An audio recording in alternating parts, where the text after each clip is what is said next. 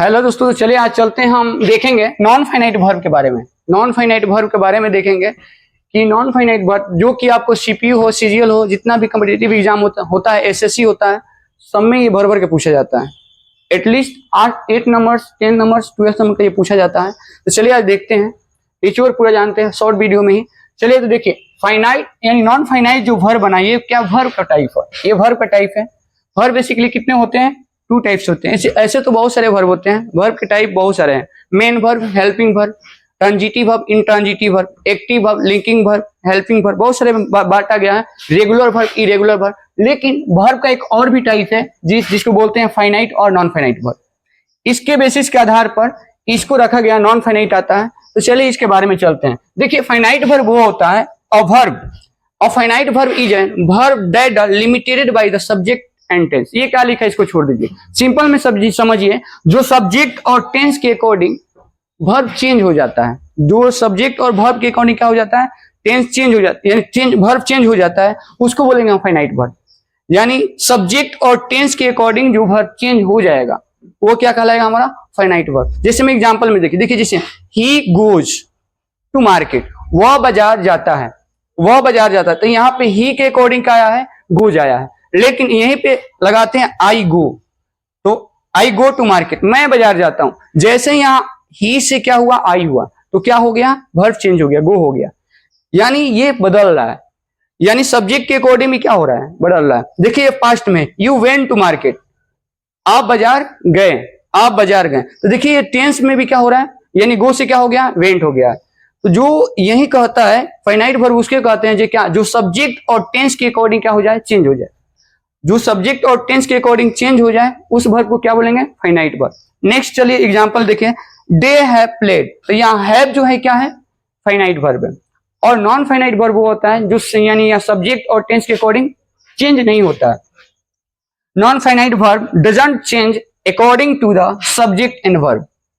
यानी ये जो होता है सब्जेक्ट और वर्ब के अकॉर्डिंग क्या होता है, चेंज नहीं होता है।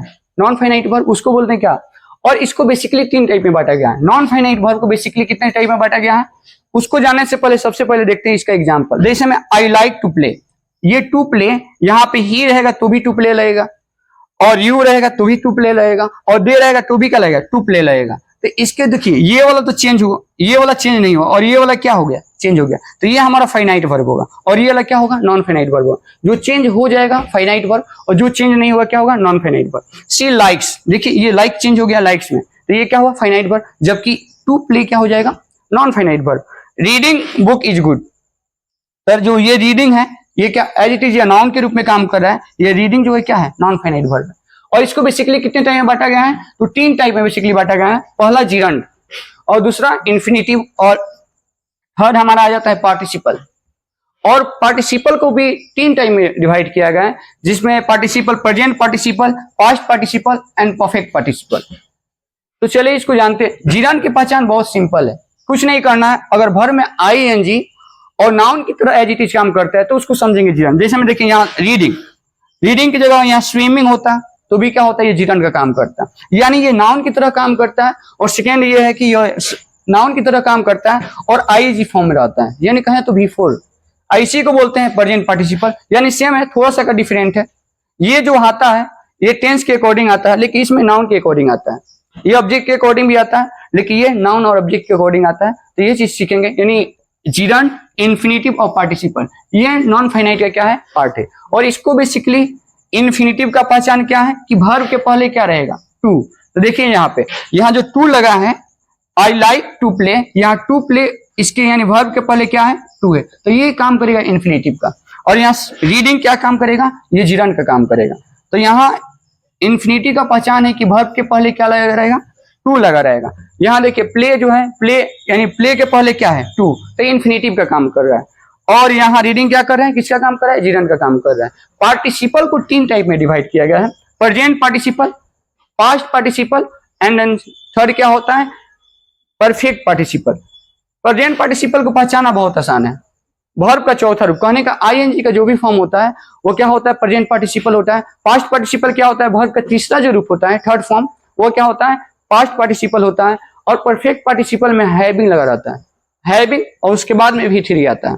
तो इसको सिंपल से पहचान सकते। जैसे प्रेजेंट पार्टिसिपल क्या है, गोइंग, उसी तरह coming, running, walking, speaking, speaking हो गया। तो यानी वर्ब में आईएनजी रहेगा फॉर्म, तो उसको क्या बोलेंगे, प्रेजेंट पार्टिसिपल।